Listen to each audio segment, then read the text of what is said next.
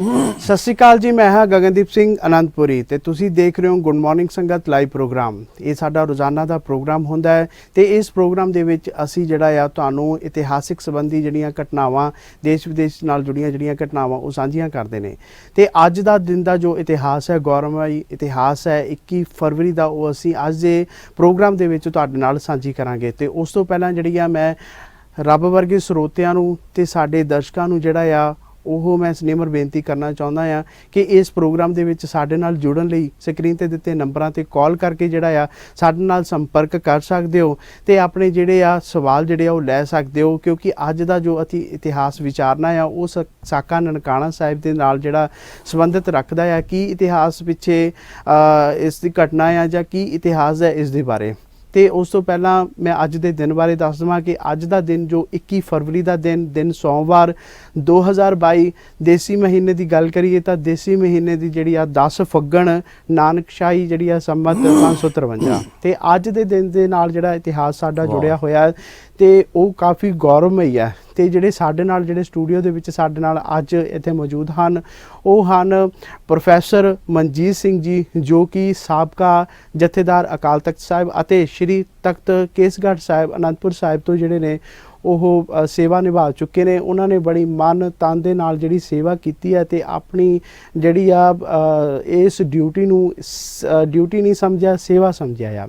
ਤੇ ਉਹਨਾਂ ਦੇ ਨਾਲ ਅਸੀਂ ਗੱਲਬਾਤ ਕਰਾਂਗੇ, ਹੋਰ ਵਿਚਾਰਾਂ ਵੀ ਕਰਾਂਗੇ ਤੇ ਜਿਨ੍ਹਾਂ ਨੇ ਸਿੱਖ ਰਹਿਤ ਮਰਿਆਦਾ ਦੇ ਵਿੱਚ ਜਿਹੜੀਆਂ ਨੇ ਕੌਮ ਨੂੰ ਕਈ ਜਿਹੜੀਆਂ ਨੇ ਵਿਵਾਦਾਂ ਤੋਂ ਉੱਪਰ ਉੱਠ ਕੇ ਜਿਹੜਾ ਆ ਸੰਦੇਸ਼ ਦਿੱਤੇ ਨੇ, ਆਪਣੇ ਮੈਸੇਜ ਦਿੱਤੇ ਨੇ ਤੇ ਜਿਹੜੇ ਝਗੜੇ ਨੇ ਉਹਨਾਂ ਦੇ ਨਾਲ ਜਿਹੜੀਆਂ ਸੰਬੰਧਿਤ ਜਿਹੜੀਆਂ ਨੇ ਘਟਨਾਵਾਂ ਹੋਈਆਂ ਨੇ ਉਹਨਾਂ ਨੂੰ ਬੜਿਆ ਨਿਖਾਰ ਕੇ ਪੇਸ਼ ਕੀਤਾ ਆ ਤੇ ਜਿਹੜੀਆਂ ਦੁਬਿਧਾਵਾਂ ਨੇ ਤੇ ਹੋਰ ਵੀ ਜਿਹੜੀਆਂ ਸੇਵਾਵਾਂ ਉਹ ਕਰਦੇ ਨੇ ਤੇ ਸਾਡੇ ਲਈ ਜਿਹੜਾ ਆ ਬਹੁਤ ਵੱਡੀ ਸੇਧ ਹੈ।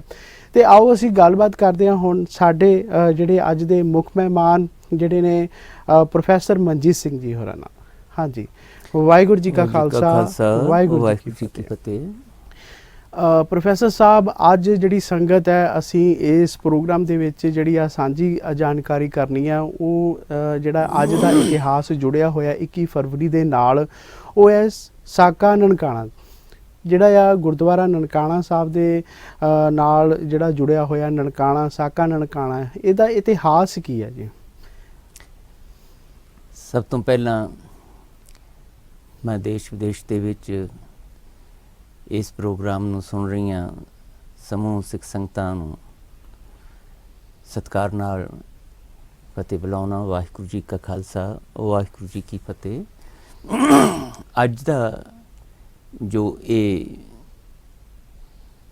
ਗੁਰਦੁਆਰਾ ਸ੍ਰੀ ਨਨਕਾਣਾ ਸਾਹਿਬ ਦੇ ਸਾਕੇ ਨਾਲ ਜੁੜਿਆ ਹੋਇਆ ਦਿਨ ਹੈ, ਇਹ ਸਮੁੱਚੀ ਗੁਰੂ ਨਾਨਕ ਨਾਮ ਲੇਵਾ ਸਿੱਖ ਸੰਗਤ ਵਾਸਤੇ ਨਾ ਕੇਵਲ ਇੱਕ ਯਾਦਗਾਰੀ ਬਲਕਿ ਮਨੁੱਖੀ ਮਾਨਸਿਕਤਾ ਨੂੰ ਝੰਜੋੜਨ ਵਾਲਾ ਦਿਨ ਹੈ। ਇਹ ਉਹ ਦਿਨ ਜਿਸ ਦਿਨ ਧੰਨ ਗੁਰੂ ਨਾਨਕ ਪਾਤਸ਼ਾਹ ਹਜ਼ੂਰ ਜਗਤ ਗੁਰੂ ਪਹਿਲੀ ਪਾਤਸ਼ਾਹੀ ਤਿਨਾਂ ਦੇ ਆਗਮਨ ਅਸਥਾਨ, ਜਿਸ ਨੂੰ ਪਹਿਲਾਂ ਰਾਏ ਭੋਏ ਦੀ ਤਲਵੰਡੀ ਆਖਿਆ ਜਾਂਦਾ ਸੀ, ਫਿਰ ਗੁਰੂ ਨਾਨਕ ਪਾਤਸ਼ਾਹ ਹਜ਼ੂਰ ਦੀ ਉੱਥੇ ਆਗਮਨ ਦੀ ਪਵਿੱਤਰ ਯਾਦ ਨੂੰ ਸਮਰਪਿਤ ਕਰਕੇ ਇਸ ਦਾ ਨਾਮ ਗੁਰਦੁਆਰਾ ਸ੍ਰੀ ਨਨਕਾਣਾ ਸਾਹਿਬ ਪਿਆ। ਇਹ ਪਾਵਨ ਅਸਥਾਨ ਜਿੱਥੇ ਗੁਰੂ ਸਾਹਿਬ ਦੇ ਵੇਲੇ ਤੋਂ ਹੀ ਗੁਰੂ ਨਾਨਕ ਨਾਮ ਲੇਵਾ ਗੁਰਸਿੱਖ ਸੰਗਤਾਂ, ਭਾਵੇਂ ਉਹ ਸਿੱਧੇ ਤੌਰ 'ਤੇ ਗੁਰੂ ਖਾਲਸਾ ਪੰਥ ਨਾਲ ਗੁਰਸਿੱਖ ਸੰਗਤ ਨਾਲ ਜੁੜੇ ਹੋਏ ਜਾਂ ਗੈਰ ਸਿੱਖ ਸੱਜਣ ਵੀ ਜਿਹੜੇ ਦੂਸਰੇ ਧਾਰਮਿਕ ਵਿਸ਼ਵਾਸਾਂ ਵਾਲੇ, ਉਹ ਵੀ ਇੱਥੇ ਆ ਕੇ ਗੁਰੂ ਪਾਤਸ਼ਾਹ ਹਜ਼ੂਰ ਦੀ ਚਰਨ ਧੂੜ ਪ੍ਰਾਪਤ ਕਰਨ ਲਈ, ਨਤਮਸਤਕ ਹੋਣ ਲਈ ਔਰ ਗੁਰੂ ਦਰਬਾਰ ਵਿੱਚੋਂ ਆਪਣਾ ਲੋਕ ਪਰਲੋਕ ਦਾ ਸੁੱਖ ਪ੍ਰਾਪਤ ਕਰਨ ਦੀਆਂ ਅਸੀਸਾਂ ਲੈਣ ਲਈ ਆਉਂਦੇ ਨੇ, ਆਉਂਦੇ ਰਹੇ। ਇਸ ਅਸਥਾਨ 'ਤੇ ਇੱਕ ਸਮਾਂ ਆਇਆ ਜਿਸ ਨੂੰ ਅੱਜ ਅਸੀਂ 21 ਫਰਵਰੀ 1921 ਵਾਲਾ ਦਿਨ ਇਤਿਹਾਸ ਵਿੱਚ ਯਾਦ ਕਰਦੇ ਹਾਂ। ਇਹ ਉਹ ਦਿਨ ਜਦੋਂ ਉੱਥੋਂ ਦੇ ਮਹੰਤ ਜਿਹਨੂੰ ਸਿੱਖ ਸੰਗਤ ਨੇ ਦਿੱਤੀ ਤੇ ਸੀ ਗੁਰੂ ਘਰ ਦੀ ਸੇਵਾ, ਪਰ ਉਸ ਨੇ ਉਸ ਸੇਵਾ ਨੂੰ ਮਾਲਕੀ ਬਣਾ ਲਿਆ। ਉਸ ਤੋਂ ਪਹਿਲਾਂ ਵੀ ਜਿਹੜੇ ਦੋ ਮਹੰਤ ਸੀ ਮਸੰਦ ਕਿਸ਼ਨਦਾਸ ਤੇ ਮਾਧੋਦਾਸ, ਉਹ ਵੀ ਉੱਥੇ ਸੇਵਾ ਦੀ ਬਜਾਏ ਇੱਕ ਮਾਲਕੀ ਕਬਜ਼ੇ ਵਾਲੀ ਬਿਮਾਰ ਮਾਨਸਿਕਤਾ ਨਾਲ ਵਿਚਰਦੇ ਰਹੇ ਔਰ ਹਰ ਤਰ੍ਹਾਂ ਦੀਆਂ ਉਹ ਅਨੈਤਿਕ ਕਾਰਵਾਈਆਂ ਜਿਹੜੀਆਂ ਕਿ ਆਮ ਮਨੁੱਖ ਨੂੰ ਵੀ ਸ਼ੋਭਾ ਨਹੀਂ ਦਿੰਦੀਆਂ। ਆਮ ਮਨੁੱਖ ਵੀ ਸਮਾਜ ਵਿੱਚ ਅਪਮਾਨਿਤ ਹੋਣ ਤੋਂ ਬਚਣ ਲਈ ਇਹੋ ਜਿਹੀਆਂ ਕਾਰਵਾਈਆਂ ਤੋਂ ਗੁਰੇਜ਼ ਕਰਦਾ, ਸੰਕੋਚ ਕਰਦਾ। ਉਹ ਸਾਰਾ ਕੁਛ ਹੀ ਉੱਥੇ ਬਹੁਤ ਜ਼ਿਆਦਾ ਲਾਪਰਵਾਹੀ ਨਾਲ ਇਹ ਲੋਕ ਕਰਦੇ ਰਹੇ।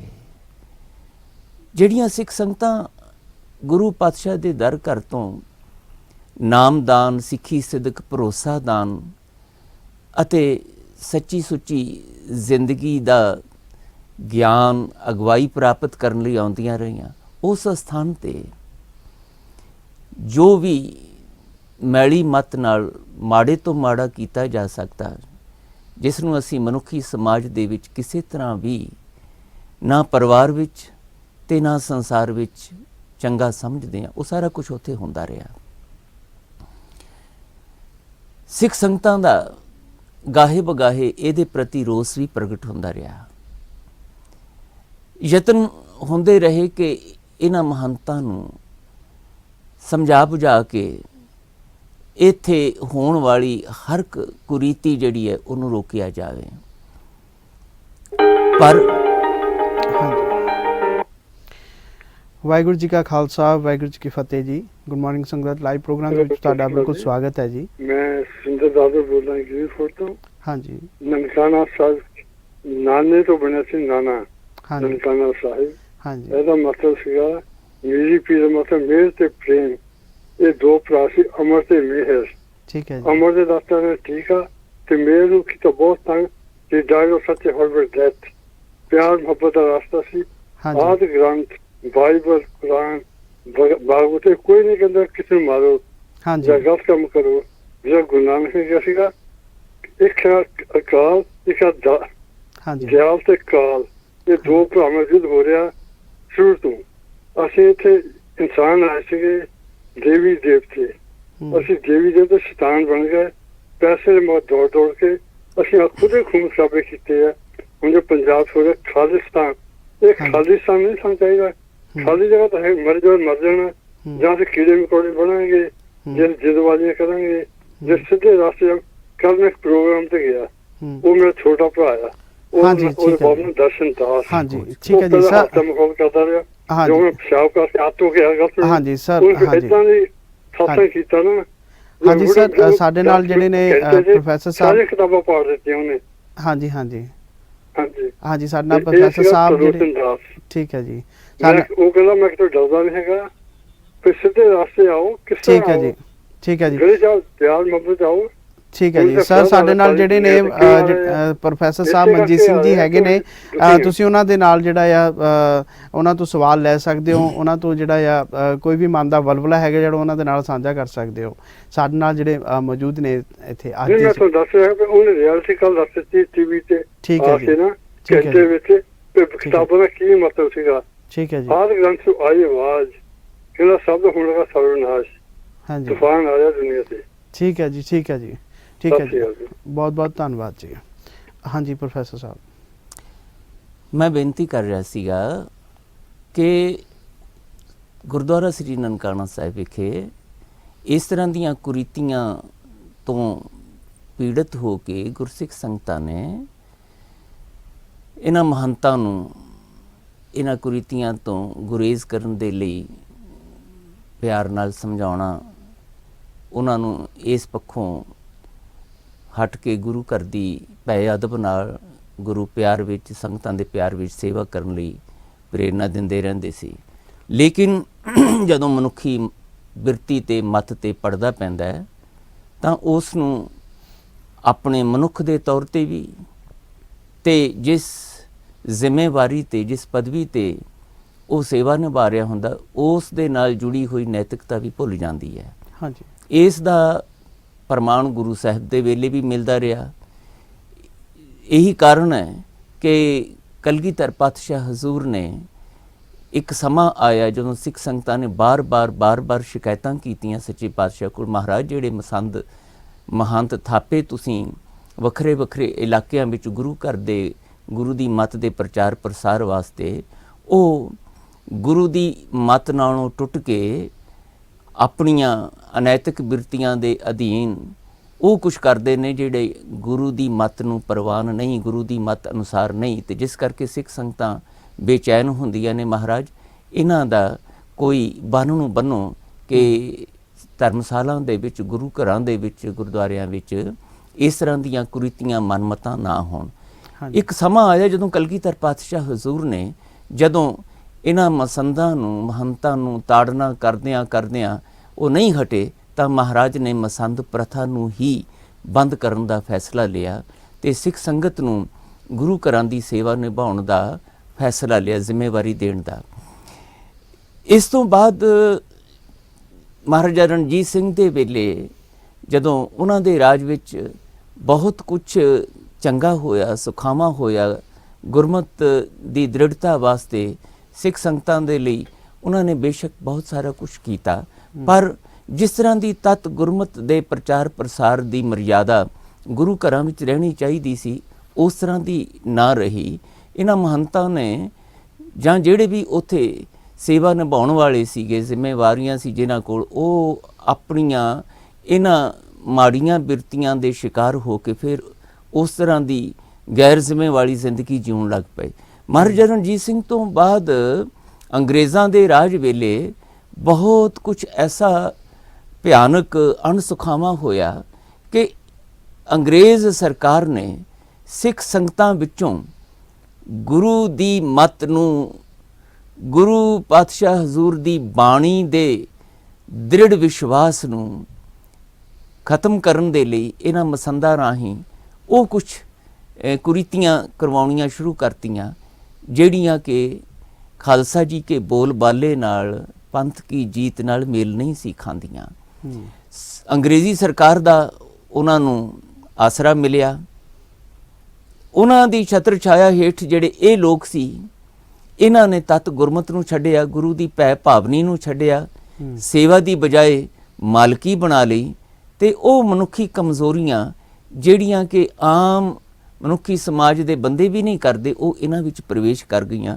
ਕਿਉਂਕਿ ਇੱਕ ਇਸ ਤਰ੍ਹਾਂ ਦੀ ਇਹਨਾਂ ਨੇ ਆਪਣੇ ਅੰਦਰ ਢੀਠ ਬਿਰਤੀ ਲੈ ਆਂਦੀ ਕਿ ਸਾਨੂੰ ਕੌਣ ਕੁਛ ਕਹਿਣ ਵਾਲਾ ਹੈ, ਸਰਕਾਰ ਸਾਡੇ ਨਾਲ ਹੈ, ਤਾਕਤ ਸਾਡੇ ਨਾਲ ਹੈ।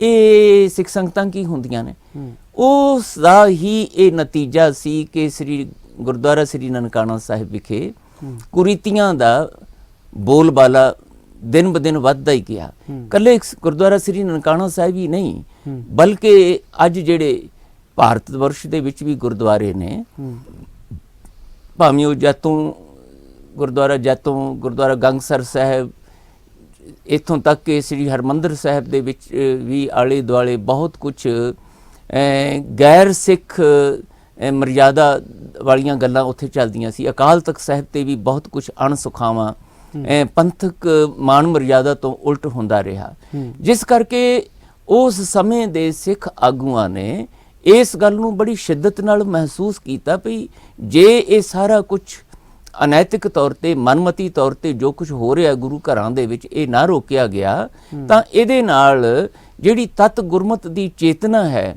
ਸਿੱਖ ਕੌਮ ਦੇ ਵਿੱਚ, ਜਿਹਦੇ ਸਿਰ ਤੇ ਅੱਜ ਤੱਕ ਗੁਰੂ ਖਾਲਸਾ ਪੰਥ ਚੜ੍ਹਦੀ ਕਲਾ ਵਿੱਚ ਰਿਹਾ ਹੈ, ਵੱਡੇ ਵੱਡੇ ਭਾਵੇਂ ਘੱਲੂਘਾਰੇ ਵਾਪਰ ਗਏ, ਬਹੁਤ ਸਾਰੀਆਂ ਅਣਸੁਖਾਵੀਆਂ ਘਟਨਾਵਾਂ ਵਾਪਰ ਗਈਆਂ, ਪਰ ਉਹਦੇ ਵਿੱਚ ਵੀ ਉਹ ਡੋਲੇ ਨਹੀਂ, ਉਹਦੇ ਵਿੱਚ ਵੀ ਕਿਸੇ ਤਰ੍ਹਾਂ ਦੀ ਉਹਨਾਂ ਦੇ ਅੰਦਰ ਹੀਣ ਭਾਵਨਾ ਨਹੀਂ ਆਈ, ਬਲਕਿ ਹਮੇਸ਼ਾ ਹੀ ਚੜ੍ਹਦੀ ਕਲਾ ਵਿੱਚ ਖਾਲਸਾ ਜੀ ਕੇ ਬੋਲ ਬਾਲੇ ਲਈ, ਪੰਥ ਕੀ ਜੀਤ ਲਈ ਔਰ ਗੁਰੂ ਮਤ ਦੇ, ਗੁਰਬਾਣੀ ਦੇ ਪ੍ਰਚਾਰ ਪ੍ਰਸਾਰ ਲਈ ਭਾਵੇਂ ਉਹਨਾਂ ਨੂੰ ਕੁਝ ਵੀ ਕੀਮਤ ਦੇਣੀ ਪਈ, ਕਿੰਨੀਆਂ ਵੀ ਆਪਣੇ ਆਪ ਦੇ ਉੱਤੇ ਉਹਨਾਂ ਨੂੰ ਪੀੜਾਦਾਇਕ ਗੱਲਾਂ ਝੱਲਣੀਆਂ ਪਈਆਂ, ਉਹ ਸਾਰਾ ਕੁਝ ਝੱਲ ਕੇ ਵੀ ਉਹਨਾਂ ਨੇ ਗੁਰੂ ਦੀ ਮੱਤ ਨੂੰ ਨਾ ਆਪ ਛੱਡਿਆ ਤੇ ਨਾ ਹੀ ਇਸ ਪਾਸੇ ਵੱਲ ਕਿਸੇ ਨੇ ਜੁਰਤ ਕੀਤੀ ਤੁਰਨ ਦੀ।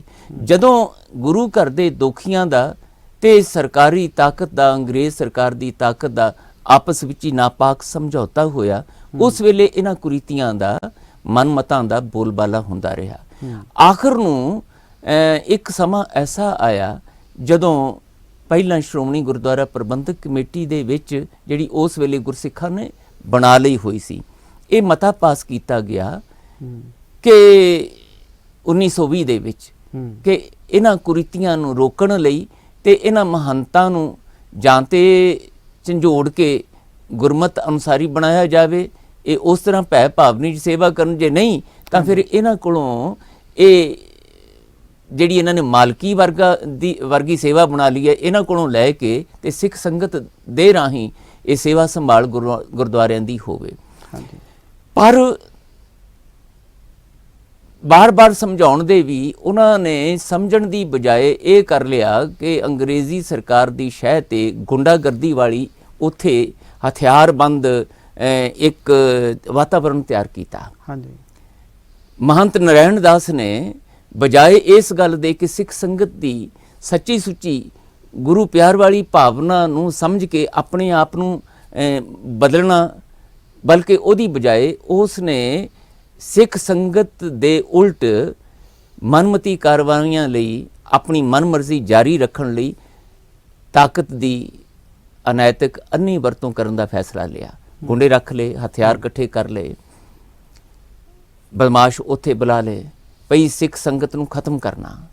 ਜਿਹੜੇ ਵੀ ਇੱਥੇ ਆਉਣਗੇ ਮੇਰੇ ਕੋਲੋਂ ਪ੍ਰਬੰਧ ਛਡਾਉਣ ਲਈ, ਉਹਨਾਂ ਨੂੰ ਜਿਉਂਦੇ ਵਾਪਸ ਨਹੀਂ ਜਾਣ ਦੇਣਾ। ਮੈਂ ਇਸ ਇਤਿਹਾਸ ਦੇ ਵਿਸਥਾਰ ਵਿੱਚ ਨਹੀਂ ਜਾਣਾ, ਕਿਉਂਕਿ 100 ਸਾਲ ਹੋ ਗਏ ਨੇ, 101ਵਾਂ ਸਾਲ ਸ਼ੁਰੂ ਹੋ ਗਿਆ।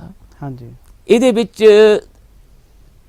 ਅਣਗਿਣਤ ਵਾਰੀ ਸਿੱਖ ਸੰਗਤਾਂ ਨੇ ਇਸ 100 ਸਾਲ ਦੇ ਵਿੱਚ ਇਸ ਇਤਿਹਾਸ ਨੂੰ ਸੁਣਿਆ, ਦੁਹਰਾਇਆ, ਵਿਚਾਰਿਆ, ਔਰ ਕੋਈ ਵੀ ਮੈਨੂੰ ਨਹੀਂ ਲੱਗਦਾ ਕਿ ਸਿੱਖ ਪਰਿਵਾਰ ਜਿਹੜਾ ਗੁਰੂ ਘਰ ਨਾਲ ਜੁੜਿਆ ਉਹ ਇਸ ਇਤਿਹਾਸਕ ਭਿਆਨਕ ਸਾਕੇ ਤੋਂ ਨਾਵਾਕਿਫ ਹੋਵੇ।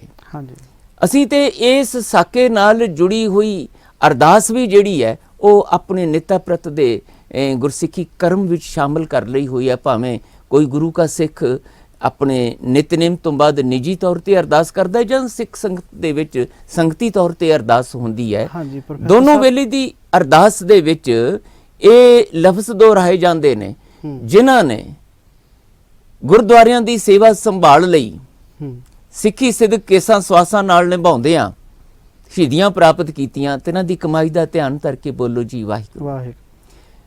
ਇਹਦਾ ਮਤਲਬ ਇਹ ਹੈ। ਸਾਡਾ ਕਾਲਰ ਕਾਲ ਤੇ ਨੇ। ਵਾਹਿਗੁਰੂ ਜੀ ਕਾ ਖਾਲਸਾ, ਵਾਹਿਗੁਰੂ ਜੀ ਕੀ ਫਤਿਹ ਜੀ। ਬਹੁਤ ਬਹੁਤ ਸਵਾਗਤ ਹੈ ਤੁਹਾਡਾ ਇਸ ਪ੍ਰੋਗਰਾਮ ਦੇ ਵਿੱਚ।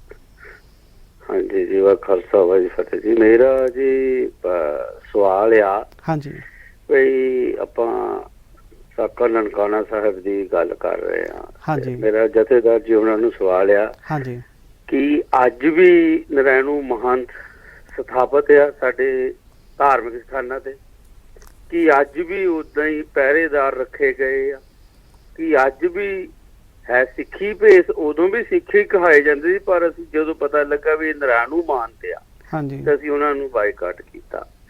ਤੇ ਸਾਨੂੰ ਇਹ ਦੱਸੋ ਵੀ ਜਿਹੜੇ ਅੱਜ ਨਰੈਣੂ ਮਹੰਤ ਬੈਠੇ ਆ, ਇਹਨਾਂ ਨੂੰ ਕਦੋਂ ਅਸੀਂ ਇਹ ਤਸੀਹੇ ਦੇਵਾਂਗੇ? ਠੀਕ ਹੈ ਜੀ।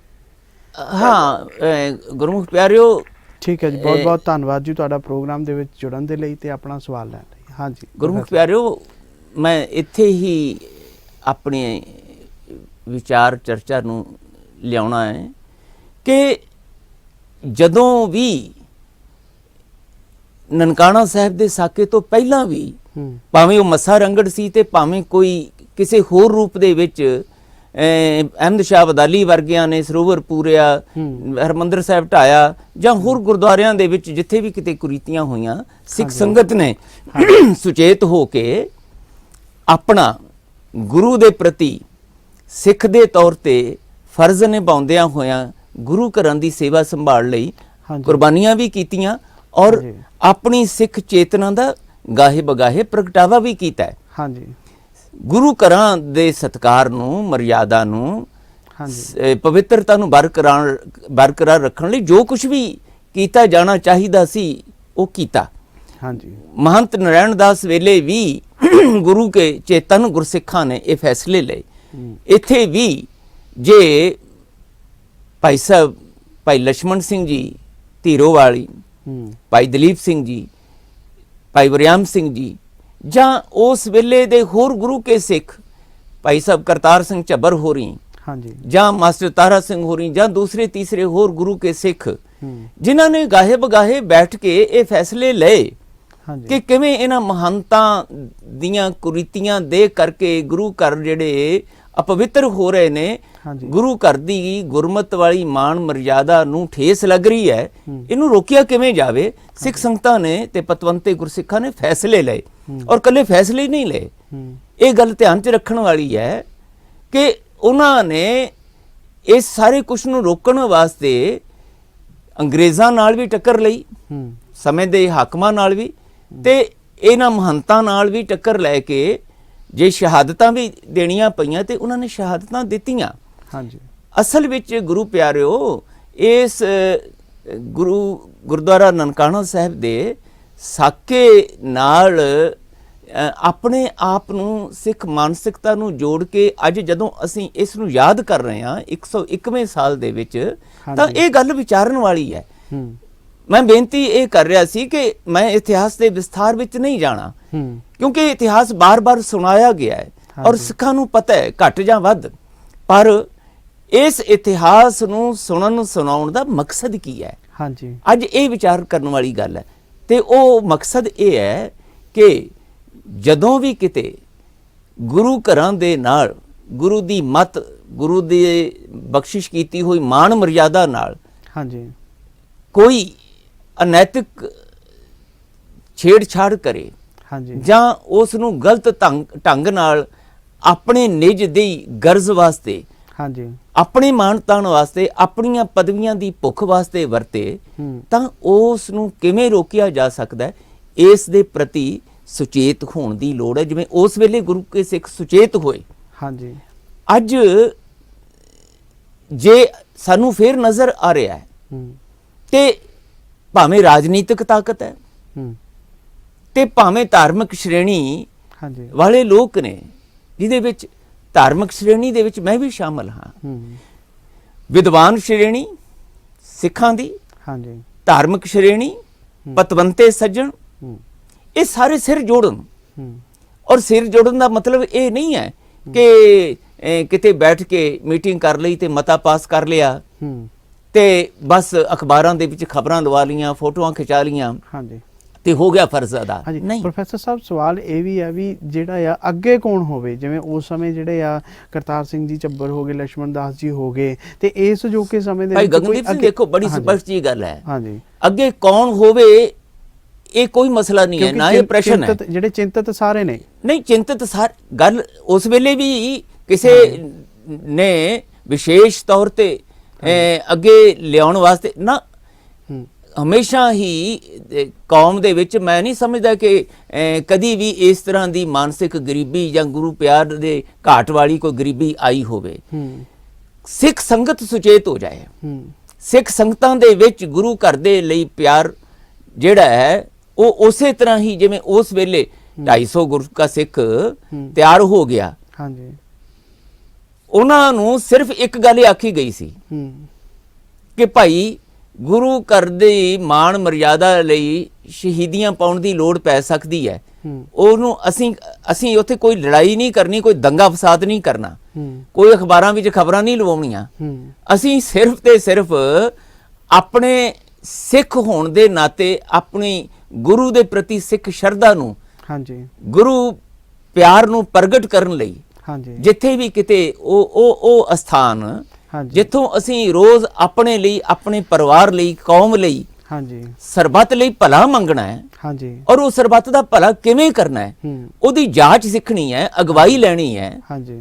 ਉੱਥੇ ਜੇ ਕੋਈ ਇਹੋ ਜਿਹੀ ਗੱਲ ਮਨਮਤੀ ਹੁੰਦੀ ਹੈ ਜਾਂ ਖਾਲਸਾ ਜੀ ਕੇ ਬੋਲ ਬਾਲੇ, ਪੰਥ ਕੀ ਜੀਤ, ਸਰਬੱਤ ਦੇ ਭਲੇ ਦੇ ਵਿੱਚ ਵਿਘਨ ਬਣਨ ਵਾਲੀ, ਰੁਕਾਵਟ ਬਣਨ ਵਾਲੀ ਕੋਈ ਗੱਲ ਹੁੰਦੀ ਹੈ, ਉਸ ਨੂੰ ਚੇਤਨ ਤੌਰ ਤੇ ਗੁਰੂ ਦੀ ਦੱਸੀ ਹੋਈ ਮਾਣ ਮਰਿਆਦਾ ਦੇ ਵਿੱਚ ਰਹਿੰਦਿਆਂ ਹਾਂਜੀ ਨਿਸ਼ਕਾਮ ਹੋ ਕੇ ਹਾਂਜੀ ਭੈ ਭਾਵਨੀ ਦੇ ਨਾਲ ਹਾਂਜੀ ਕਿਵੇਂ ਆਪਣਾ ਫਰਜ਼ ਅਦਾ ਕੀਤਾ ਜਾ ਸਕਦਾ ਹੈ, ਇਹ ਇਮਾਨਦਾਰੀ ਨਾਲ ਵਿਚਾਰਨ ਦੀ ਲੋੜ ਹੈ। ਔਰ ਹਾਂਜੀ। ਮੇਰਾ ਵਿਸ਼ਵਾਸ ਹੈ ਅੱਜ ਵੀ ਗੁਰੂ ਕੇ ਸਿੱਖ ਨੌਜਵਾਨ ਬੱਚੇ ਬੱਚੀਆਂ ਮੈਂ ਦੇਖਦਾ, ਹਾਂਜੀ ਸਿੱਖ ਨੂੰ ਨਿਰਾਸ਼ ਹੋਣ ਦੀ ਆਗਿਆ ਨਹੀਂ ਹੈ ਕਦੀ ਵੀ, ਕਿਉਂਕਿ ਜਿੰਨਾ ਚਿਰ ਤੱਕ ਗੁਰੂ ਮੇਰੇ ਸੰਗ ਸਦਾ ਹੈ ਨਾਲੇ ਦਾ ਵਿਸ਼ਵਾਸ, ਦ੍ਰਿੜ ਵਿਸ਼ਵਾਸ, ਅਣਤਿੜਕਿਆ ਵਿਸ਼ਵਾਸ ਕਿਸੇ ਵੀ ਗੁਰਸਿੱਖ ਦੇ ਅੰਦਰ ਹੈ ਹਾਂਜੀ, ਤੇ ਉਹਨੂੰ ਇਹ ਸੋਚਣ ਦੀ ਲੋੜ ਨਹੀਂ ਕਿ ਕੌਣ ਅੱਗੇ ਆਵੇ, ਹਾਂਜੀ ਉਹ ਆਪ ਹੀ ਆਪਣੇ ਆਪ ਨੂੰ ਪੇਸ਼ ਕਰਦਾ। ਹਾਂਜੀ ਔਰ ਅੱਜ ਬਹੁਤ ਸਾਰੇ ਗੁਰਸਿੱਖ ਨੌਜਵਾਨ ਬੱਚੇ ਬੱਚੀਆਂ ਐਸੇ ਨੇ ਜਿਨ੍ਹਾਂ ਨੂੰ ਕੋਈ ਲੀਡਰ ਅੱਗੇ ਨਹੀਂ ਲਿਆ ਰਿਹਾ, ਪਰ ਉਹ ਆਪ ਆਪਣੇ ਆਪ ਨੂੰ ਪੇਸ਼ ਕਰਦੇ ਹੈ। ਔਰ ਜਿੱਥੋਂ ਤੱਕ ਵਿੱਤ ਅਨੁਸਾਰ ਜੋ ਕੁਝ ਵੀ ਹੋ ਰਿਹਾ ਉਹ ਕਰਦੇ ਹੈ, ਭਾਵੇਂ ਉਹਨਾਂ ਵਿੱਚੋਂ ਬਹੁਤ ਸਾਰਿਆਂ ਨੂੰ ਸ਼ਹੀਦੀਆਂ ਵੀ ਦੇਣੀਆਂ ਪਈਆਂ ਨੇ, ਹਾਂਜੀ ਉਹਨਾਂ ਦੇ ਪਰਿਵਾਰਾਂ ਦੇ ਉੱਤੇ ਭਾਵੇਂ ਕਿੱਡੀਆਂ ਮੁਸੀਬਤਾਂ ਵੀ ਆਈਆਂ ਨੇ, ਹਾਂਜੀ। ਤਾਂ ਉਹਨਾਂ ਨੇ ਆਪਣਾ ਮੁੱਖ ਗੁਰੂ ਵੱਲੋਂ ਨਹੀਂ ਮੋੜਿਆ। ਅੱਜ ਵੀ ਕੋਈ ਘਾਟ ਨਹੀਂ ਹੈ। ਹਾਂਜੀ। ਇਸ ਪ੍ਰਸ਼ਨ ਨੂੰ ਅਸੀਂ ਕਿਸੇ ਬਹਿਸ ਬਾਸੇ ਵਿੱਚ ਪਾਉਣ ਕਿ ਕੌਣ ਅੱਗੇ ਆਵੇ, ਬਿਲਕੁਲ ਹੁਣ ਜੀ। ਜਿਹੜੇ ਅੱਗੇ ਆਏ ਹੋਏ ਨੇ ਬਿਲਕੁਲ ਉਹ ਵੀ ਸਾਨੂੰ ਪਤਾ ਹੈ, ਠੀਕ ਹੈ ਉਹਨਾਂ ਦੇ ਉੱਤੇ ਕ੍ਰਿਜਣ ਦੀ ਬਜਾਏ ਉਹਨਾਂ ਦੇ ਵਰਤਾਰੇ ਨੂੰ ਦੇਖ ਕੇ ਬੇਚੈਨ ਹੋਣ ਦੀ ਬਜਾਏ ਅੰਦਰ ਜਿਹੜੇ ਪਤਵੰਤੇ ਸੱਜਣ ਨੇ, ਔਰ ਹਾਂਜੀ। ਕੋਈ ਘਾਟ ਨਹੀਂ ਹੈ ਹਾਂਜੀ। ਗੁਰਸਿੱਖ ਵਿਦਵਾਨਾਂ ਦੀ, ਚੇਤਨ ਗੁਰਸਿੱਖਾਂ ਦੀ, ਹਾਂਜੀ ਕੋਈ ਘਾਟ ਨਹੀਂ ਹੈ ਨਿਸ਼ਕਾਮ ਬਿਰਤੀਆਂ ਵਾਲੇ ਗੁਰਸਿੱਖ ਸੰਗਤਾਂ ਦੀ। ਹਾਂਜੀ। ਸਿਰਫ ਲੋੜ ਇਸ ਗੱਲ ਦੀ ਹੈ ਕਿ ਰੋਜ਼ ਅਰਦਾਸ ਤੇ ਅਸੀਂ ਕਰਦੇ ਹਾਂ, ਜਹਾਂ ਖਾਲਸਾ ਜੀ ਸਾਹਿਬ ਤਾਂ ਰਚਿਆ ਰਿਹਾ, ਹਾਂਜੀ ਰੋਜ਼ ਅਸੀਂ ਇਹ ਅਰਦਾਸ ਕਰਦੇ ਹਾਂ ਸ੍ਰੀ ਨਨਕਾਣਾ ਸਾਹਿਬ ਤੇ ਹੋਰ ਗੁਰਦੁਆਰੇ ਜਿਨ੍ਹਾਂ ਤੋਂ ਪੰਥ ਨੂੰ ਵਿਛੋੜਿਆ ਗਿਆ ਹੈ, ਹਾਂਜੀ। ਤੇ ਇਹਨਾਂ ਦੇ ਖੁੱਲੇ ਦਰਸ਼ਨ ਦੀਦਾਰ ਤੇ ਸੇਵਾ ਸੰਭਾਲ ਦਾ ਦਾਨ ਖਾਲਸਾ ਜੀ ਨੂੰ ਬਖਸ਼ਿਸ਼ ਕਰੋ। ਉਹਦੇ ਪਿੱਛੇ ਮਾਨਸਿਕਤਾ ਕਿਉਂ ਅਰਦਾਸ ਉਹ ਸ਼ਾਮਲ ਕੀਤੀ ਗਈ? ਹਰ ਗੁਰਸਿੱਖ ਦੀ ਨਿੱਜੀ ਤੇ ਪੰਥਕ ਅਰਦਾਸ ਵਿੱਚ ਕਿਉਂ ਇਹ ਸ਼ਬਦ ਸ਼ਾਮਲ ਕੀਤੇ ਗਏ? ਸਿਰਫ ਇਸ ਕਰਕੇ ਕਿ ਸਾਡੇ ਹਰ ਇੱਕ ਸਿੱਖ ਕਹਾਉਣ ਵਾਲੇ ਦੇ ਅੰਦਰ ਇਹ ਜਿਹੜੀ ਗੁਰਮਤਿ ਚੇਤਨਾ ਹੈ, ਪੰਥਕ ਚੇਤਨਾ ਹੈ, ਗੁਰੂ ਦੇ ਪਿਆਰ ਵਾਲੀ ਚੇਤਨਾ ਹੈ, ਗੁਰੂ ਦੇ ਉੱਤੇ ਦ੍ਰਿੜ ਭਰੋਸੇ ਵਾਲੀ ਚੇਤਨਾ ਹੈ, ਇਹ ਕਿਸੇ ਤਰ੍ਹਾਂ ਵੀ ਘੱਟ ਨਾ ਹੋਵੇ, ਬਲਕਿ ਦਿਨ ਬ ਦਿਨ ਵਧੇ।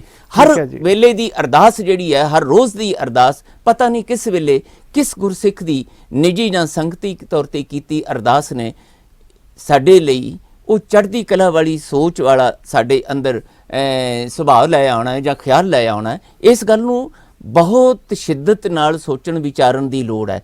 ਮੈਂ ਆਪਣੀ ਸੇਵਾ ਦੌਰਾਨ ਵੀ ਜਦੋਂ ਮੈਨੂੰ ਗੁਰੂ ਘਰ ਪਾਤਸ਼ਾਹ ਨੇ ਸੇਵਾ ਬਖਸ਼ਿਸ਼ ਕੀਤੀ, ਭਾਵੇਂ ਅੱਜ ਵੀ ਜਿਸ ਰੂਪ ਦੇ ਵਿੱਚ ਵੀ ਸੇਵਾ ਗੁਰੂ ਸਾਹਿਬ ਲੈ ਰਹੇ ਨੇ, ਤਾਂ ਉਸ ਵੇਲੇ ਯਤਨ ਕੀਤਾ ਸੀਗਾ ਕਿ ਇੱਥੇ ਜਿਹੜਾ ਸਮੇਂ ਦੇ ਹਾਕਮਾਂ ਵੱਲੋਂ ਗੁਰਸਿੱਖ ਬੱਚੇ ਬੱਚੀਆਂ ਨੂੰ ਖਤਮ ਕਰਨ ਲਈ ਇੱਕ ਹੰਕਾਰੀ ਸੋਚ ਦੇ ਅਧੀਨ ਉਹ ਯਤਨਸ਼ੀਲ ਕੋਝਾ ਯਤਨ ਸੀਗਾ, ਭਾਵੇਂ ਉਹ ਪੁਲਿਸ ਰਾਹੀਂ, ਭਾਵੇਂ ਰਾਜਸੀ ਤਾਕਤ ਰਾਹੀਂ ਉਹਨੂੰ ਠੱਲ ਪਾਈ ਜਾਵੇ ਔਰ ਕੌਮ ਦੇ ਅੰਦਰ ਬਣਿਆ ਹੋਇਆ ਦਹਿਸ਼ਤ ਵਾਲਾ ਮਾਹੌਲ ਖਤਮ ਕੀਤਾ ਜਾਵੇ। ਤੇ ਜਿਹੜੀ ਖੰਨੇ ਮੀਰੀ ਬਣੀ ਹੋਈ ਹੈ, ਭਾਵੇਂ ਉਹ ਧਾਰਮਿਕ ਸ਼੍ਰੇਣੀ ਦੇ ਵਿੱਚ ਵੱਖਰੇ ਡੇਰੇਦਾਰ ਕਹਾਉਣ ਵਾਲਿਆਂ ਰਾਹੀਂ, ਭਾਵੇਂ ਉਹ ਵੱਖਰੀਆਂ ਜਥੇਬੰਦੀਆਂ ਰਾਹੀਂ, ਇਹਨਾਂ ਵਿੱਚ ਸ੍ਰੀ ਅਕਾਲ ਤਖਤ ਸਾਹਿਬ ਤੋਂ ਬੇਨਤੀਆਂ ਕਰਕੇ ਸਿਰ ਜੋੜਨ ਵਾਲੇ ਪਾਸੇ ਤੋਰਨ ਦੇ ਲਈ ਬੇਨਤੀ ਅਰਦਾਸ ਕੀਤੀ ਜਾਵੇ। ਠੀਕ ਹੈ ਜੀ ਪ੍ਰੋਫੈਸਰ ਸਾਹਿਬ। ਤੇ ਅੱਜ ਵੀ ਇਸੇ ਚੀਜ਼ ਦੀ ਲੋੜ ਹੈ। ਜੇ ਅੱਜ ਵੀ ਗੁਰੂ ਘਰਾਂ ਦੇ ਵਿੱਚ ਸਾਨੂੰ ਲੱਗਦਾ ਹੈ ਕਿ ਸਾਹਮਣੇ ਜੋ ਸੱਚ ਨਜ਼ਰ ਆ ਰਿਹਾ ਹੈ ਕਿ ਉੱਥੇ ਫਿਰ ਇੱਕ ਨਾਪਾਕ ਸਮਝੌਤੇ ਰਾਜਸੀ ਤਾਕਤਾਂ ਦੇ, ਰਾਜਸੀ ਹਾਕਮਾਂ ਦੇ ਤੇ ਸਾਡੀ ਧਾਰਮਿਕ ਸ਼੍ਰੇਣੀ ਦੇ ਲੱਗਦੇ ਪਏ ਨੇ, ਉਹਨੂੰ ਰੋਕਣ ਲਈ ਕਿਸੇ ਨੇ ਬਾਹਰੋਂ ਨਹੀਂ ਜੇ ਆਉਣਾ, ਆਪ ਹੀ ਜਥੇਬੰਦਕ ਤੌਰ ਤੇ ਸਾਨੂੰ ਯਤਨਸ਼ੀਲ ਹੋਣਾ ਪੈਣਾ ਹੈ। ਔਰ ਮੇਰਾ ਵਿਸ਼ਵਾਸ ਹੈ ਗੁਰੂ ਘਰ ਦੇ ਚੌਰਬਰਦਾਰ ਹੋਣ ਦੇ ਨਾਤੇ ਜਦੋਂ ਵੀ ਨੇਕ ਨੀਤੀ ਨਾਲ ਭਾਵੇਂ ਦੋ ਗੁਰਸਿੱਖ ਹੀ ਤੁਰ ਪੈਣ ਤਾਂ ਗੁਰੂ ਸਾਹਿਬ ਆਪ ਕਲਾ ਵਰਤਾਉਂਦੇ ਨੇ ਔਰ ਉਹਦੇ ਵਿੱਚੋਂ ਕੋਈ ਨਾ ਕੋਈ ਖਾਲਸੇ ਜੀ ਦੇ ਬੋਲ ਬਾਲੇ ਵਾਲੇ ਨਤੀਜੇ ਸਾਹਮਣੇ ਆਉਂਦੇ ਰਹੇ ਨੇ, ਹੁਣ ਵੀ ਆਉਣਗੇ। ਤੇ ਆਓ ਅਸੀਂ ਗੱਲਬਾਤ ਕਰਦੇ ਹਾਂ ਹੁਣ ਉਹਨਾਂ ਦੇ ਜੀਵਨ ਬਾਰੇ, ਉਹਨਾਂ ਦੀ ਜਿਹੜੀ ਉਹਨਾਂ ਨੇ ਸੇਵਾ ਕੀਤੀ ਹੋਈ ਹੈ ਜਾਂ ਸੇਵਾਵਾਂ ਨਿਭਾ ਰਹੇ ਨੇ, ਉਹਨਾਂ ਬਾਰੇ ਵੀ ਥੋੜੀ ਜਿਹੀ ਜਾਣਕਾਰੀ ਲਈਏ। ਹਾਂਜੀ ਪ੍ਰੋਫੈਸਰ ਸਾਹਿਬ, ਬਹੁਤ ਹੀ ਤਨ ਮਨ ਧਨ ਦੇ ਨਾਲ ਤੁਸੀਂ ਸੇਵਾ ਕੀਤੀ ਹੈ ਤੇ ਸੰਗਤਾਂ ਦੇ ਨਾਲ ਹੁਣ ਜਿਹੜਾ ਆ ਸਾਕਾ ਨਨਕਾਣਾ ਸਾਹਿਬ ਦਾ ਜਿਹੜਾ ਇਤਿਹਾਸ ਜਿਹੜਾ ਸਾਂਝਾ ਕੀਤਾ ਆ, ਤੇ ਮੈਂ ਸੰਗਤਾਂ ਤੇ ਮੈਂ ਗਗਨਦੀਪ ਸਿੰਘ ਅਨੰਦਪੁਰੀ। ਅਸੀਂ ਜਾਣਨਾ ਚਾਹਾਂਗਾ ਕਿ ਥੋੜ੍ਹਾ ਜਿਹਾ ਤੁਸੀਂ ਆਪਣੇ ਜੀਵਨ ਦੇ ਉੱਤੇ ਵੀ ਜਿਹੜਾ ਆ ਥੋੜ੍ਹਾ ਜਿਹਾ ਸਾਨੂੰ ਦੱਸੋ ਕਿ ਕਿਸ ਤਰ੍ਹਾਂ ਜਿਹੜਾ ਆ ਤੁਸੀਂ ਇੱਥੇ ਜਿਹੜੀਆਂ ਸੇਵਾਵਾਂ ਨਿਭਾਈਆਂ ਨੇ, ਜਾਂ ਕਿਸ ਤਰ੍ਹਾਂ ਜਿਹੜਾ ਆ ਇਹ ਗੁਰੂ ਘਰ ਦੇ ਵਿੱਚ ਜਿਹੜਾ ਆ ਤੁਹਾਨੂੰ ਪਿਆਰ ਸਤਿਕਾਰ ਮਿਲਿਆ ਆ, ਤੇ ਥੋੜ੍ਹਾ ਜਿਹਾ ਆਪਣੇ ਜੀਵਨ ਝਾਤ ਬਾਰੇ ਵੀ ਜਿਹੜੇ ਆ ਉਸ ਦਰਸ਼ਕਾਂ ਦੇ ਨਾਲ ਸਾਂਝੀ ਕਰੋ। ਮੇਰਾ ਤੇ ਬੜਾ ਸਧਾਰਨ ਜਿਹਾ ਜੀਵਨ ਹੈ। ਹਾਂਜੀ। ਦਾਤਾਰ ਪਾਤਸ਼ਾਹ ਨੇ ਜ਼ਿੰਦਗੀ ਦੇ ਤਕਰੀਬਨ 50 ਸਾਲ, ਪੂਰੀ ਜ਼ਿੰਦਗੀ ਵਿੱਚੋਂ 50 ਸਾਲ ਦੇ ਲਗਭਗ ਹੋ ਗਏ।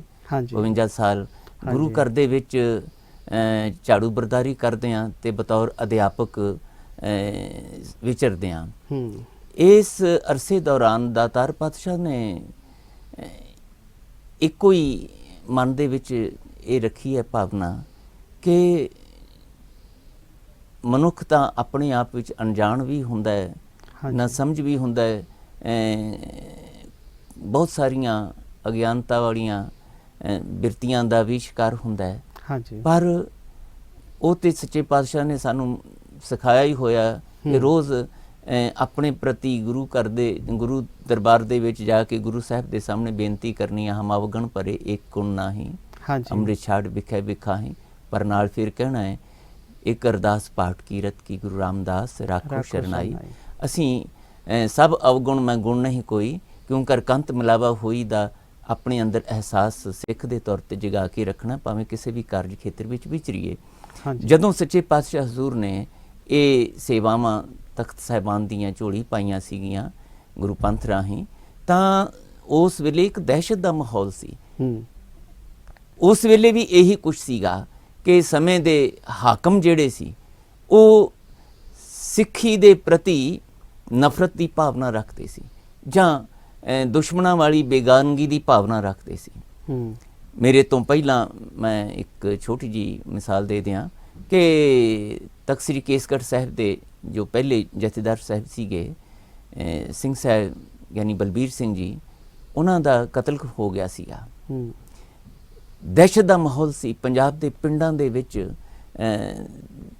ਦਿਨ ਛਿਪਣ ਤੋਂ ਬਾਅਦ ਕੋਈ ਬਾਹਰ ਨਿਕਲਣ ਨੂੰ ਤਿਆਰ ਨਹੀਂ ਸੀ ਹੁੰਦਾ। ਬੱਚਿਆਂ ਦਾ, ਨੌਜਵਾਨ ਬੱਚਿਆਂ ਦਾ ਸ਼ਿਕਾਰ ਖੇਡਣ ਵਰਗੀਆਂ ਘਟਨਾਵਾਂ ਸੀਗੀਆਂ ਰੋਜ਼। ਕਦੀ ਕਮਾਦਾਂ ਵਿੱਚ ਬੱਚੇ ਢੇਰ ਹੁੰਦੇ ਸੀ, ਕਦੀ ਸੜਕਾਂ ਦੇ ਉੱਤੇ ਮਿੱਟੀ ਕਰ ਦਿੱਤੇ ਜਾਂਦੇ ਸੀਗੇ। ਕੋਈ ਕਿਸੇ ਦੀ ਸੁਣਵਾਈ, ਦਲੀਲ, ਅਪੀਲ ਨਹੀਂ ਸੀ। ਬੱਚੀਆਂ ਬੇਪਤ ਕੀਤੀਆਂ ਜਾ ਰਹੀਆਂ ਸੀ ਸਿੱਖ ਪਰਿਵਾਰਾਂ ਨੇ। ਇਸ ਹਾਲਾਤ ਦੇ ਵਿੱਚ ਤਖਤ ਸਾਹਿਬਾਨ ਦੀ ਸੇਵਾ ਪਾਤਸ਼ਾਹ ਨੇ ਝੋਲੀ ਪਾਈ ਸੀ ਤੇ ਸਾਹਮਣੇ ਨਿਸ਼ਾਨਾ ਇੱਕੋ ਹੀ ਸੀਗਾ, ਜਿਹੜਾ ਕਿ ਹਮੇਸ਼ਾ ਹੀ ਰਹਿਣਾ ਵੀ ਚਾਹੀਦਾ ਹੁੰਦਾ ਹੈ। ਗਲਤੀਆਂ ਹੋ ਜਾਣੀਆਂ, ਕਮੀਆਂ ਰਹਿ ਜਾਣੀਆਂ, ਇਹ ਇੱਕ ਹੋਰ ਗੱਲ ਹੈ, ਲੇਕਿਨ ਬਦਨੀਅਤ ਹੋ ਕੇ, ਖੁਦਗਰਜ਼ ਹੋ ਕੇ ਫਿਰ ਆਪਣੇ ਫਰਜ਼ਾਂ ਦੀ ਕੋਤਾਹੀ ਕਰਨੀ, ਇਹ ਫਿਰ ਜਿਹੜੀ ਹੈ ਨਾ ਉਹ ਮਹੰਤ ਬਿਰਤੀ ਵਾਲੀ ਸੋਚ ਹੁੰਦੀ ਹੈ, ਜਿਹੜੀ ਆਪਣੇ ਆਪ ਦਾ ਵੀ ਨੁਕਸਾਨ ਕਰਦੀ। ਮਹੰਤ ਨਾਰਾਇਣ ਦਾਸ ਨੇ ਕੀ ਖੱਟਿਆ ਫਿਰ ਇਹਦੇ ਵਿੱਚੋਂ? ਉਸ ਅਯਾਸ਼ੀ ਵਾਲੀ, ਉਸ ਮਨਮਤੀ ਕੁਰੀਤੀਆਂ ਵਾਲੀ ਜ਼ਿੰਦਗੀ ਵਿੱਚੋਂ ਆਖਰ ਨਤੀਜਾ ਕੀ ਨਿਕਲਿਆ? ਕੂੜ ਨਖੁੱਟੇ ਨਾਨਕਾ ਉੜਕ ਸੱਚ ਰਹੀ। ਕੂੜ ਨਖੁੱਟਿਆ।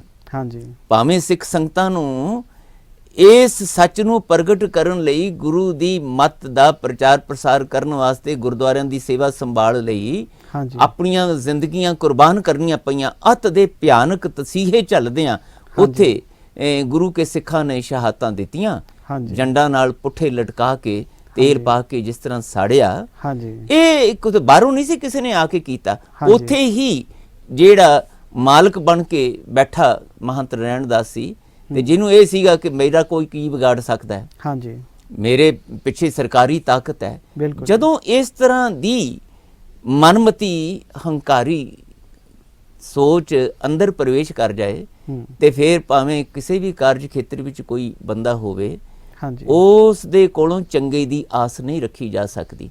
ਪਰ ਇਹ ਵੀ ਗੱਲ ਨਾਲ ਹੀ ਸੱਚ ਹੈ ਕਿ ਇਹੋ ਜਿਹਾ ਬੰਦਾ ਅੱਜ ਨਹੀਂ ਕੱਲ ਉਸ ਨੂੰ ਫਿਰ ਆਪਣੇ ਇਹਨਾਂ ਕੁਕਰਮਾਂ ਦਾ ਨਤੀਜਾ ਭੁਗਤਣਾ ਹੀ ਪੈਂਦਾ ਹੈ। ਪਹਿਲਾਂ ਤੇ ਫਾਂਸੀ ਦੀ ਸਜ਼ਾ ਹੋਈ ਉਸ ਨੂੰ, ਮਹੰਤ ਨਾਰਾਇਣ ਦਾਸ ਨੂੰ। ਸਿੱਖ ਸੰਗਤਾਂ ਦੇ ਰੋਹ ਦੇ ਅੱਗੇ ਭਾਵੇਂ ਸਰਕਾਰੀ ਹਾਕਮਾਂ ਨੇ ਬੜੇ ਯਤਨ ਕੀਤੇ ਸੀਗੇ ਭਈ ਇਹ ਇਹੋ ਜਿਹਾ ਜਿਹੜਾ ਰੋਹ ਹੈ ਇਹਨੂੰ ਦਬਾ ਦਿੱਤਾ ਜਾਵੇ, ਹਾਂਜੀ ਪਰ ਜਦੋਂ ਸਰਕਾਰ ਨਹੀਂ ਦਬਾ ਸਕੀ ਹਾਂਜੀ ਤਾਂ ਫਿਰ ਉਹਨੂੰ ਗ੍ਰਿਫਤਾਰ ਕਰਕੇ ਮੁਕੱਦਮਾ ਚਲਾ ਕੇ ਹਾਂਜੀ ਫਾਂਸੀ ਦੀ ਸਜ਼ਾ ਵੀ ਸੁਣਾਉਣੀ ਪਈ। ਪਰ ਬਾਅਦ ਦੇ ਵਿੱਚ ਭਾਵੇਂ ਕਿਸੇ ਤਰ੍ਹਾਂ ਵੀ ਸਰਕਾਰੀ ਦਬਾਅ ਦੇ ਅਧੀਨ, ਬੇਈਮਾਨੀ ਦੇ ਅਧੀਨ ਹਾਂਜੀ ਉਹਨੂੰ ਕਾਲੇ ਪਾਣੀ ਭੇਜਿਆ। ਹਾਂਜੀ ਸਾਰੀ ਜ਼ਿੰਦਗੀ ਉਸ ਦੀ ਕਾਲੇ ਪਾਣੀ ਵਿੱਚ ਗੁਜ਼ਰੀ। ਹਾਂਜੀ ਸਾਡੇ ਨਾਲ ਕਾਲਰ ਕਾਲ ਤੇ ਨੇ। ਸੰਗਤ ਪ੍ਰੋਗਰਾਮ ਦੇ ਵਿੱਚ ਤੁਹਾਡਾ ਬਿਲਕੁਲ ਸਵਾਗਤ ਹੈ ਜੀ। ਵਾਹਿਗੁਰੂ ਜੀ ਖਾਲਸਾ, ਵਾਹਿਗੁਰੂ ਜੀ ਕੀ ਫਤਿਹ। ਵਾਹਿਗੁਰੂ ਜੀ ਕਾ ਖਾਲਸਾ, ਮੈਂ ਵਾਹਿਗੁਰੂ ਜੀ ਕੀ ਪ੍ਰੋਫੈਸਰ ਫਤਿਹ। ਸਾਹਿਬ ਦਾ ਬੜਾ ਮਿਹਰਬਾਨ ਹਾਂ ਹਾਂਜੀ ਕਿ ਸਾਨੂੰ ਦਰਸ਼ਨ ਦੇ ਰਹੇ ਹਨ ਔਰ ਲਾਈਵ ਟੀਵੀ। ਮੈਂ ਆਸਟਰੀਆ ਵਿਚਕਾਰ ਆਪਣੇ ਕੰਟਰੀ ਹਾਊਸ ਦੋਨਾਓ ਦੇ ਕਨਾਲ ਆਸਟਰੀਆ ਵਿਚਕਾਰ ਬੈਠਾ ਹਾਂ ਠੀਕ ਹੈ ਔਰ ਬ੍ਰੇਕਫਾਸਟ ਤੋਂ ਪਹਿਲੇ ਚਾਲੂ ਦੇਖਿਆ ਤਾਂ ਬਹੁਤ ਸੋਹਣਾ ਵਾਕਿਆ ਜਿਹੜਾ ਦੇ ਰਹੇ ਹਨ ਭਾਈ ਠੀਕ ਹੈ ਸਾਹਿਬ। ਜੀ, ਠੀਕ ਹੈ ਜੀ। ਔਰ ਜਿਹੜਾ ਅੱਜ ਦੀ ਸਿਚੁਏਸ਼ਨ ਹੈ ਸਿੱਖਾਂ ਦੀ ਔਰ ਪੰਜਾਬੀਆਂ ਦੀ ਔਰ ਹਾਂਜੀ। ਖਾਸ ਤੋਂ ਉਸ ਪੰਜਾਬ ਦੀ ਜਿਸ ਦੀ ਇਹ ਗੱਲ ਕਰ ਰਹੇ ਹਨ, ਉਸ ਟਾਈਮ ਇੰਡੀਆ ਤੇ ਪਾਕਿਸਤਾਨ ਨਹੀਂ ਬਣਿਆ। ਹਾਂਜੀ ਸੋ ਮੇਰੀ ਅਰਦਾਸ ਹੈ, ਇੰਗਲਿਸ਼ ਵਿੱਚ ਬੋਲੇ ਜਾਂ ਪੰਜਾਬੀ ਚ, ਕੀ ਤੁਹਾਨੂੰ ਪਸੰਦ ਹੈ? ਜਿਸ ਤਰੀਕੇ ਨਾਲ ਤੁਹਾਨੂੰ ਯੋਗ ਲੱਗਦਾ ਹੈ ਤੁਸੀਂ ਇੰਗਲਿਸ਼ ਵਿੱਚ ਵੀ ਬੋਲ ਸਕਦੇ ਹੋ, ਲੇਕਿਨ ਥੋੜਾ ਜਿਹਾ ਖਿਆਲ ਰੱਖਿਓ ਕਿ ਸ਼ਬਦ ਸੌਖੇ ਤੇ ਸਰਲ ਵਰਤ ਕੇ ਤੇ ਜੇ ਤੁਸੀਂ ਪੰਜਾਬੀ 'ਚ ਆਸਾਨੀ ਨਾਲ ਬੋਲ ਸਕਦੇ ਹੋ ਤਾਂ ਫਿਰ ਉਹਦੇ ਨਾਲ ਇਹ ਫਾਇਦਾ ਹੋਏਗਾ, ਲਾਭ ਹੋਏਗਾ ਕਿ ਜਿਹੜੇ ਦੂਜੇ ਗੁਰਸਿੱਖ ਸਰੋਤੇ ਨੇ ਜਿਹੜੇ ਇੰਗਲਿਸ਼ ਨਹੀਂ ਸਮਝਦੇ ਉਹਨਾਂ ਨੂੰ ਵੀ ਫਾਇਦਾ ਹੋ ਸਕਦਾ ਹੈ। ਸੋ ਜੇ ਖੇਚਲ ਕਰੋ ਪੰਜਾਬੀ ਵਿੱਚ ਹੀ ਬੋਲ ਸਕੋ ਤਾਂ ਜ਼ਿਆਦਾ ਬਿਹਤਰ ਹੋਵੇਗਾ ਜੀ।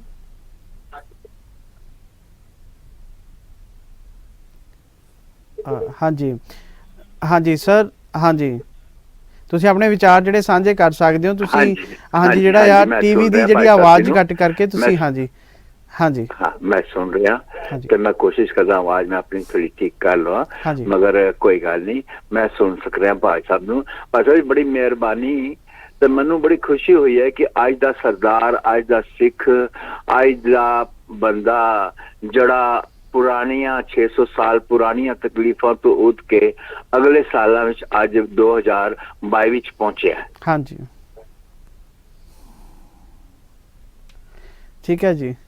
ਹਾਂਜੀ ਤੁਸੀਂ ਕੰਟੀਨਿਊਸ ਗੱਲ ਕਹਿ ਸਕਦੇ ਹੋ, ਆਪਣਾ ਜਿਹੜਾ ਵਿਚਾਰ ਰੱਖ ਸਕਦੇ ਹੋ ਕਿਉਂਕਿ ਸਾਡਾ ਇਸ ਪ੍ਰੋਗਰਾਮ ਦੇ ਵਿੱਚ ਜਿਹੜਾ ਸਮਾਂ ਬਿਲਕੁਲ ਸੀਮਿਤ ਹੁੰਦਾ ਜੀ। ਮੈਂ 1 ਮਿੰਟ ਹੋਰ ਲਵਾਂਗਾ। ਹਾਂਜੀ ਹਾਂਜੀ ਸਰ, ਤੁਹਾਨੂੰ ਰਿਕੁਐਸਟ ਹੈ ਵੀ ਤੁਸੀਂ ਸਿੱਧੀ ਗੱਲ ਸਾਡੇ ਨਾਲ ਕਰੋ। ਬੜੀ ਮਿਹਰਬਾਨੀ ਹੈ ਤੇ ਮੈਨੂੰ ਬੜੀ ਖੁਸ਼ੀ ਹੋਈ ਹੈ ਕਿ ਅੱਜ ਦਾ ਜਿਹੜਾ ਸਿਚੁਏਸ਼ਨ ਹੈ ਪੰਜਾਬ ਦੀ, ਅੱਜ ਇਲੈਕਸ਼ਨ ਟਾਈਮ ਹੈ। ਉਸ ਇਲੈਕਸ਼ਨ ਟਾਈਮ ਵਿਚਕਾਰ ਵੀ 3 ਜਿਹੜੀ ਮੇਨ ਸ਼ਖਸੀਅਤਾਂ ਆਈਆਂ ਹੋਈਆਂ। ਇੱਕ ਹੈਗਾ ਕਾਂਗਰਸ ਆਈ, ਇੱਕ ਹੈਗਾ ਬੀਜੇਪੀ, ਇੱਕ ਹੈਗਾ ਅਕਾਲੀ ਦਲ। ਹਾਂਜੀ ਹਾਂਜੀ ਪ੍ਰੋਫੈਸਰ ਸਾਹਿਬ, ਹਾਂਜੀ ਪ੍ਰੋਫੈਸਰ ਸਾਹਿਬ ਜੀ ਆਪਾਂ ਜਿਹੜਾ ਆ ਆਪਣੀ ਗੱਲਬਾਤ ਨੂੰ ਅੱਗੇ ਵਧਾਈਏ। ਕਿਸੇ ਟੈਕਨੋਲੋਜੀ ਦੇ ਕਰਕੇ ਜਿਹੜਾ ਆ ਉਹ ਫੋਨ ਕੱਟਿਆ ਗਿਆ ਹੋਏਗਾ ਤੇ ਅਸੀਂ ਰਿਕੁਐਸਟ ਕਰਦੇ ਹਾਂ ਕਿ ਜਿਹੜਾ ਆ ਉਹ ਦੁਬਾਰਾ ਕਾਲ ਕਰ ਸਕਦੇ ਨੇ। ਤੇ ਹਾਂਜੀ ਪ੍ਰੋਫੈਸਰ ਸਾਹਿਬ, ਹਾਂ ਮੈਂ ਬੇਨਤੀ ਕਰ ਰਿਹਾ ਸੀਗਾ ਕਿ ਨਿੱਜੀ ਤੌਰ ਤੇ ਮੈਨੂੰ ਗੁਰੂ ਨੇ ਇਹ ਕਿਰਪਾ ਕਰਕੇ ਰੱਖੀ ਹਾਂਜੀ ਕਿ ਸੇਵਾਵਾਂ ਲੈਂਦਿਆਂ ਹੋਇਆਂ ਬੇਸ਼ੱਕ ਮੈਨੂੰ ਬਹੁਤ ਸਾਰੇ ਇਲਜ਼ਾਮਾਂ ਦੀ, ਬਹੁਤ ਸਾਰੇ ਹੋਰ ਇਹੋ ਜਿਹੇ ਅਣਸੁਖਾਵੇਂ ਮੌਕਿਆਂ ਦਾ ਸਾਹਮਣਾ ਵੀ ਕਰਨਾ ਪਿਆ। ਹਾਂਜੀ ਪਰ ਇੱਕ ਅਰਦਾਸ ਹਮੇਸ਼ਾ ਹੀ ਰਹੀ ਹੈ ਤੇ ਮੈਂ ਸਮਝਦਾ ਕਿ ਅਣਗਿਣਤ ਭੁੱਲਾਂ ਦੇ ਬਾਵਜੂਦ ਵੀ ਗੁਰੂ ਨੇ ਮਿਹਰ ਕਰਕੇ ਰੱਖੀ। ਰਾਸ਼ਟਰੀ ਅੰਤਰਰਾਸ਼ਟਰੀ ਪੱਧਰ ਤੇ ਗੈਰ ਸਿੱਖ ਕਾਲ ਤੇ ਨੇ। ਹਾਂਜੀ ਵਾਹਿਗੁਰੂ ਜੀ ਕਾ ਖਾਲਸਾ, ਵਾਹਿਗੁਰੂ ਜੀ ਕੀ ਫਤਿਹ ਜੀ। ਵਾਹਿਗੁਰੂ ਖਾਲਸਾ ਵਾਹਿਗੁਰੂ ਫਤਿਹ। ਹਾਂਜੀ ਤੇ ਭਾਈ ਸਾਹਿਬ ਜੀ ਮੈਂ ਅੱਗੇ ਇਹ ਗੱਲ ਪੁੱਛਣਾ ਚਾਹ ਰਿਹਾ ਸਾਂ ਕਿ ਇਹ ਜਿਹੜੇ 3 ਤਿਕੋਣਾ ਪ੍ਰਿਜ਼ਮ ਬਣਿਆ ਹੋਇਆ ਪੰਜਾਬ ਵਾਸਤੇ, ਇਹ ਕਿਆ ਪੰਜਾਬ ਨੂੰ ਅੱਗੇ 5 ਸਾਲ ਹੋਰ ਅੱਛਾ ਕਿਹੜਾ ਬੰਦਾ ਕਿਹੜਾ ਆਏਗਾ ਉਹ ਤੁਸੀਂ ਹੁਣ ਦੇਖ ਹੀ ਲਾਂਗੇ। 2-10 ਦਿਨਾਂ ਦਾ ਕੰਮ ਹੈ, ਮੇਬੀ 2-3 ਹਫ਼ਤਿਆਂ ਦਾ ਕੰਮ ਹੈ, ਮਗਰ ਕੰਮ ਦੇ ਬਾਅਦ ਕੰਮ ਕੀ ਹੈ ਉਹ ਵੀ ਦੇਖਣਾ ਹੈ। ਹਾਂਜੀ ਬਿਲਕੁਲ ਜੀ। ਮੈਂ ਇੱਕ ਬੜੀ ਅੱਛੀ ਗੱਲ ਕਵਾਂਗਾ ਕਿ ਮੈਂ 9 ਦਿਨ ਸਰਦਾਰ ਹਿਜ਼ ਐਕਸੀਲੈਂਸੀ ਨਵਜੋਤ ਸਿੰਘ ਸਿੱਧੂ ਦੇ ਨਾਲ ਠੀਕ ਹੈ ਜੀ ਰਿਹਾ ਸਾਂ। ਠੀਕ ਹੈ ਜੀ। ਹਾਂਜੀ ਔਰ ਨਵਜੋਤ ਸਿੰਘ ਸਿੱਧੂ ਨੂੰ ਮੈਂ ਬੜਾ ਅੱਛੀ ਤਰ੍ਹਾਂ ਪਹਿਚਾਣਿਆ, ਦੇਖਿਆ, ਉਹਦੇ ਘਰ ਰਿਹਾ ਵਾਂ। ਸਰ ਸਾਡੇ ਕੋਲ ਜਿਹੜਾ ਸਮਾਂ ਸੀਮਤ ਹੈ ਜੀ, ਹਾਂਜੀ ਤੁਸੀਂ ਆਪਣਾ ਜਿਹੜਾ ਆ ਵਿਚਾਰ ਰੱਖ ਹਾਂਜੀ, ਕਿਉਂਕਿ ਅੱਜ ਦਾ ਜਿਹੜਾ ਹਾਂਜੀ ਜਿਹੜਾ ਸਾਡਾ ਅੱਜ ਦਾ ਪ੍ਰੋਗਰਾਮ ਹੈ ਜੀ ਉਹ ਸ਼ਹੀਦਾਂ ਨੂੰ ਸਮਰਪਿਤ ਹੈ ਜੀ, ਸਾਕਾ ਨਨਕਾਣਾ ਸਾਹਿਬ ਨੂੰ ਜਿਹੜਾ ਸਮਰਪਿਤ ਹੈ। ਹਾਂਜੀ, ਉਹ ਇੰਨਾ ਇਲਾਕਾ ਹੈਗਾ ਕਿ 5 ਮਿੰਟ ਬਾਅਦ ਅਸੀਂ ਪਾਕਿਸਤਾਨ ਵਿੱਚ ਪਹੁੰਚ ਜਾਂਦੇ ਆ। ਹਾਂਜੀ ਹਾਂਜੀ, ਤੇ ਮੈਂ 4 ਵਾਰੀ ਆਪਣੇ ਹਵਾਈ ਜਹਾਜ਼ ਦੇ ਨਾਲ ਉੱਤੇ ਨਿਕਲਿਆ। ਹਾਂਜੀ, ਔਰ ਆਖਰੀ ਹਵਾਈ ਜਹਾਜ਼ ਜਦੋਂ ਮੈਂ ਨਿਕਲਿਆ ਸਤ ਮੈਂ ਕਿਹਾ ਮੈਂ ਹੁਣ ਇੰਡੀਆ ਨਹੀਂ ਆਵਾਂਗਾ, ਕਿਉਂਕਿ ਹੁਣ ਆਵਾਂਗਾ ਤੇ ਮੈਂ ਪਾਕਿਸਤਾਨ ਦੇ ਥਰੂ ਆਵਾਂਗਾ। ਨਵਜੋਤ ਸਿੰਘ ਸਿੱਧੂ ਨੇ ਕਿਹਾ ਸੀ ਕਿ ਭਾਈ ਤੂੰ ਸਾਹਮਣੇ ਆਈ, ਜਦੋਂ ਅਸੀਂ ਆਵਾਂਗੇ ਤੇ ਇਹ ਜਿਹੜਾ ਸਾਡਾ ਨਨਕਾਣਾ ਸਾਹਿਬ ਦਾ ਸਾਖਾ ਹੋ ਰਿਹਾ, ਨਨਕਾਣਾ ਸਾਹਿਬ ਹੁਣ ਖੁੱਲ ਗਿਆ। ਹਾਂਜੀ ਹਾਂਜੀ ਹਾਂਜੀ, ਠੀਕ ਹੈ ਜੀ, ਇਹ ਗੁਰੂ ਮਹਾਰਾਜ ਦੀ ਮਿਹਰਬਾਨੀ ਹੈ। ਹਾਂਜੀ ਹਾਂਜੀ, ਠੀਕ ਹੈ ਜੀ, ਬਹੁਤ ਬਹੁਤ ਧੰਨਵਾਦ ਤੁਹਾਡਾ ਪ੍ਰੋਗਰਾਮ ਦੇ ਵਿੱਚ ਜੁੜਨ ਦੇ ਲਈ। ਹਾਂਜੀ ਪ੍ਰੋਫੈਸਰ ਸਾਹਿਬ, ਸੱਚੇ ਪਾਤਸ਼ਾਹ ਮਿਹਰ ਕਰਨ। ਸਮਾਂ ਕਿਉਂਕਿ ਸਾਡੇ ਕੋਲ ਸੰਕੋਚਵਾਂ ਹੈ। ਹਾਂਜੀ, ਤੇ ਇਹੋ ਜਿਹੇ ਭਿਆਨਕ ਸਾਕੇ ਜਿਹੜੇ ਕੌਮ ਨੇ ਇੱਕ ਵਾਰੀ ਨਹੀਂ, ਹਾਂਜੀ ਬਹੁਤ ਵਾਰੀ ਜਦੋਂ ਦੀ ਇਹ ਕੌਮ ਗੁਰੂ ਨਾਨਕ ਪਾਤਸ਼ਾਹ ਹਜ਼ੂਰ ਨੇ ਗੁਰੂ ਨਾਨਕ ਨਾਮ ਲੇਵਿਆਂ ਦੀ ਹੋਂਦ ਵਿੱਚ ਲਿਆਂਦੀ ਵਾਹਿਗੁਰੂ ਜੀ ਦੇ ਹੁਕਮ ਵਿੱਚ, ਉਦੋਂ ਤੋਂ ਹੀ ਗੁਰੂ ਸਾਹਿਬਾਨ ਨੂੰ ਵੀ ਹਾਂਜੀ ਤੇ ਗੁਰੂ ਸਾਹਿਬਾਨ ਦੇ ਦਰ ਘਰ ਤੋਂ ਬਰਸਾਏ ਹੋਏ ਗੁਰਸਿੱਖਾਂ ਨੂੰ ਵੀ ਨਿੱਜੀ ਤੌਰ ਤੇ, ਪਰਿਵਾਰਕ ਤੌਰ ਤੇ, ਕੌਮੀ ਤੌਰ ਤੇ ਬਹੁਤ ਸਾਰੇ ਇਹੋ ਜਿਹੇ ਅਣਸੁਖਾਵੇਂ ਮੌਕਿਆਂ ਵਿੱਚੋਂ ਲੰਘਣਾ ਪਿਆ। ਹਾਂਜੀ ਪ੍ਰੋਫੈਸਰ ਸਾਹਿਬ, ਜਿਹੜਾ ਸਾਡੇ ਕੋਲ ਜਿਹੜਾ ਸਮਾਂ ਸੀਮਤ ਹੈ ਤੇ ਉਹਦੇ ਸਮੇਂ ਦੇ ਵਿੱਚ ਰਹਿ ਕੇ ਜਿਹੜਾ ਆ ਮੈਂ ਉਹ ਸਵਾਲ ਪੁੱਛਣਾ ਚਾਹਾਂਗਾ ਕਿ ਹੁਣ ਜਿਹੜਾ ਲਗਾਤਾਰ ਸਵਾਲ ਸਾਹਮਣੇ ਆ ਰਿਹਾ ਕਿ ਸਿੱਖ ਕੌਮ ਨਿਗਾਰ ਦੇ ਵਿੱਚ ਹੈ, ਸਿੱਖੀ ਵਿੱਚ ਨਿਗਾਰ ਹੈ, ਇਹ ਨਿਗਾਰ ਦਾ ਮਤਲਬ ਕੀ ਹੈ? ਸੋਚ ਦੇ ਵਿੱਚ ਨਿਗਾਰ ਹੈ ਕਿ ਜਾਂ ਸਿੱਖੀ ਦੇ ਵਿੱਚ ਵਾਕਈ ਜਿਹੜਾ ਨਿਗਾਰ ਆ ਗਿਆ?